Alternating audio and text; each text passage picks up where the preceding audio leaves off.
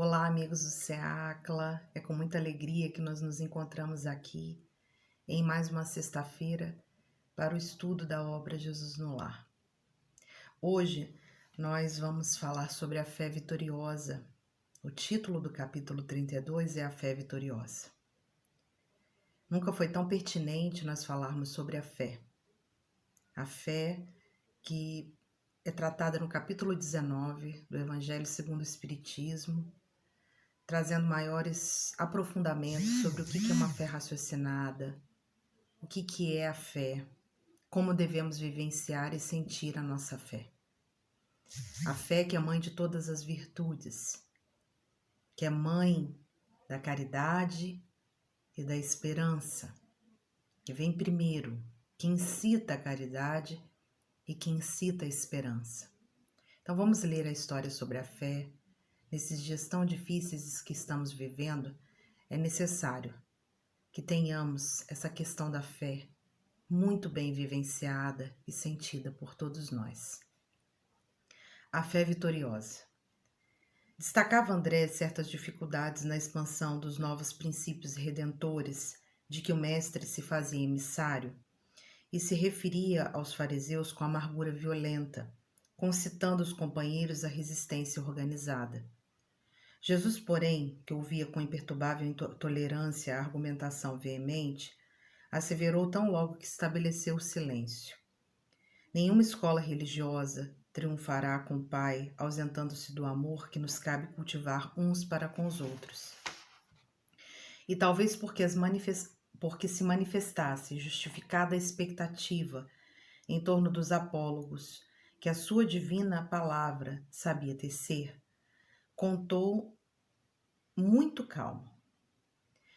Na época da fé selvagem, 3 homens primitivos com as suas famílias se localizaram em vasta floresta e, findo algum tempo de convívio fraternal, passaram a discutir sobre a natureza do Criador. Um deles pretendia que o Todo-Poderoso vivia no trovão, outro acreditava que o Pai residisse no vento e o terceiro que ele morasse no sol. Todos se sentiam filhos dele, mas queriam a viva força preponderância individual nos pontos de vista. Depois de ásperas altercações, guerreavam abertamente. Um dos 3 se munira de pesada carga de minério, outro reuniu grande acervo de pedras e o último se ocultava por trás de compacto monte de madeira. Achas de lenha e rudes calhaus eram as armas do grande conflito. Invocavam todos a proteção do Supremo Senhor para os seus núcleos familiares e empenhavam-se em luta.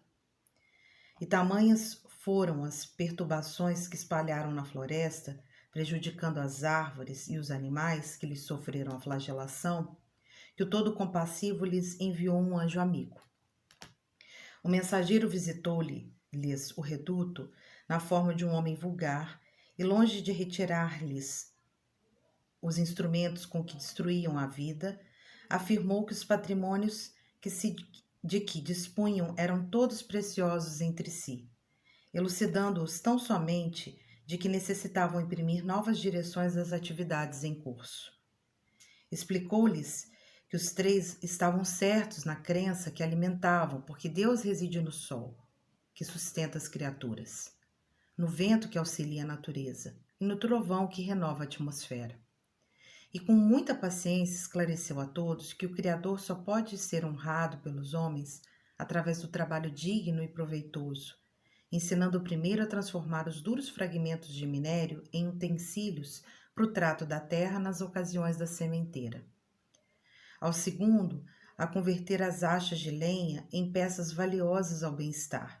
E ao terceiro, a utilizar as pedras comuns na edificação de abrigos confortáveis, acrescentando em tudo a boa doutrina do serviço pelo progresso e aperfeiçoamento geral. Os contendores compreenderam então a grandeza da fé vitoriosa pela ação edificante e a discórdia terminou para sempre. O mestre fez pequena pausa e aduziu.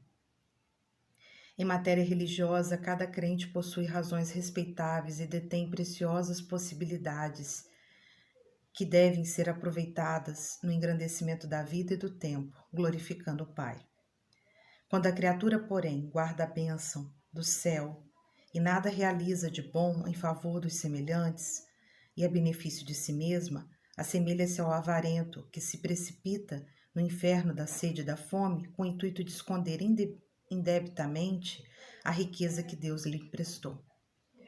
Por isso mesmo, a fé, que não ajuda, não instrui e nem consola, não passa de escura vaidade do coração. Passado o silêncio, desceu sobre todos e André baixou os olhos tímidos para melhor fixar a mensagem de luz. Que mensagem maravilhosa, né? Que nos faz refletir sobre a fé que tem que ser estudada, sentida e vivenciada por nós. Nós estudamos os ensinamentos de Jesus, os princípios espíritas, precisamos sentir e vivenciá-los. E assim, o culto na casa de Pedro, ele estava iniciando, e aí André começou então a falar das dificuldades que ele tinha na divulgação da Boa Nova, na divulgação dos princípios redentores de Jesus. E ele estava assim chateado, né, com os fariseus que, na verdade, se colocavam de forma muito inadequada, ficavam, né, espevinhando, alfinetando a eles, e ele estava muito amargurado. Mas ele estava incitando nos companheiros, discípulos ali no culto, que todos fizessem uma resistência organizada. Jesus ouve tudo o que eles estavam falando com tolerância, mas logo que o silêncio se faz, ele começa a orientar. E ele começa a falar que nenhuma escola religiosa, quer dizer, nenhuma religião vai triunfar com Deus sem o amor ao próximo. Essa é a primeira questão. Então, seja qual a religião que for, e olha que nós temos muitas aqui na Terra, se ela não vivenciar, não é só pregar, mas se ela não vivenciar o amor ao próximo, ela não triunfa com Deus. Ela não consegue atingir os seus objetivos. Depois, né, como se as pessoas lá do culto estavam esperando uma complementação na fala de Jesus, ele começa a contar uma história. E ele fala que existiam 3 homens selvagens que viviam com as suas famílias numa floresta. E eles viviam bem, né? Acreditavam em Deus, eram tementes a Deus e viviam em fraternidade, em harmonia com as suas famílias e entre si. Só que eles começaram a fazer discussões sobre Deus, né?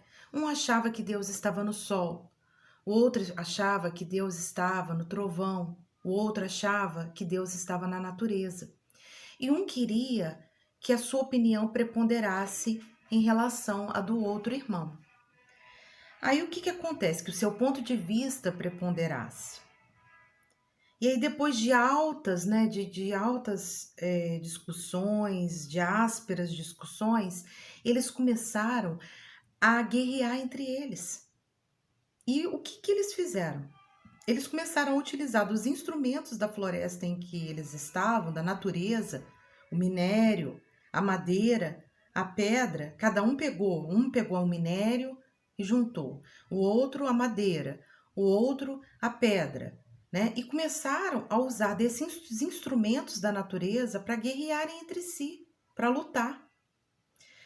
Quando Deus vê que eles estavam se utilizando daquilo que foi dado a eles, para que eles pudessem crescer, ser felizes, né? Para que eles pudessem ter tolerância entre si, viver harmonicamente, mas eles estavam usando e dilacerando a natureza para guerrearem entre si, por uma imposição de pensamento, de ponto de vista.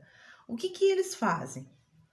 Né, na verdade, Deus manda um amigo, um anjo protetor, um amigo protetor, né? Um anjo amigo, para que pudesse orientar esses 3 homens, para que pudesse conversar. Então ele se aproxima desses 3, né? Ele não começa criticando, mas ele começa instruindo, conscientizando e mostrando que aqueles instrumentos que eles estavam na mão não eram para aquilo, não era para aquilo. aquilo que eles estavam se dispondo, não era para ferir o irmão. Que aquele que se dedica a uma fé não pode usar os instrumentos da própria fé, para ferir o irmão. Pelo contrário, né? Ele, na verdade, a pessoa precisa, ela necessita usar os instrumentos da fé para ajudar, para socorrer, para auxiliar, para estender o braço, né?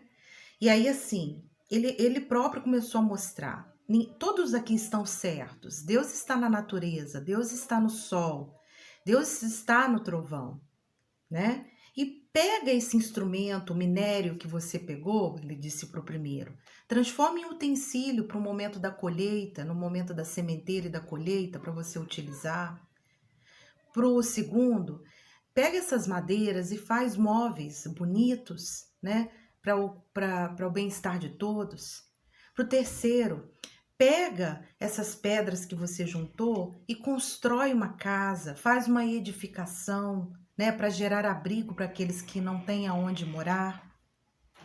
E aí, na verdade, ele mostrou que a gente precisa pegar os ensinamentos da fé e utilizar, na verdade, a serviço do progresso e do aperfeiçoamento geral de todos, e não para ferir e machucar e guerrear.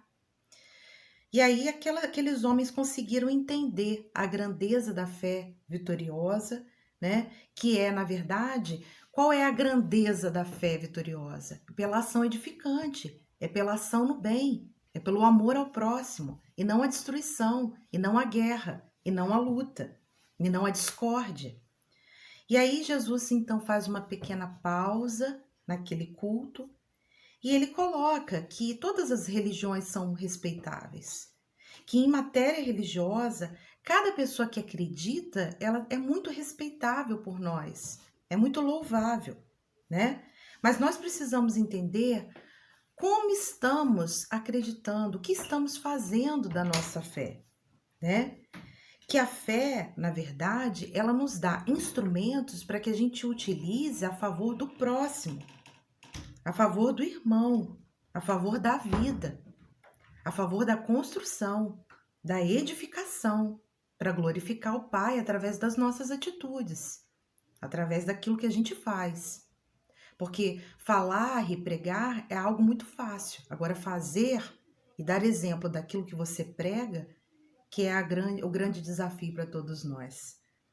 E aí, né, Jesus ainda fala que por isso mesmo a fé que não ajuda, ela não instrui, ela não consola, ela não passa de escura vaidade do coração.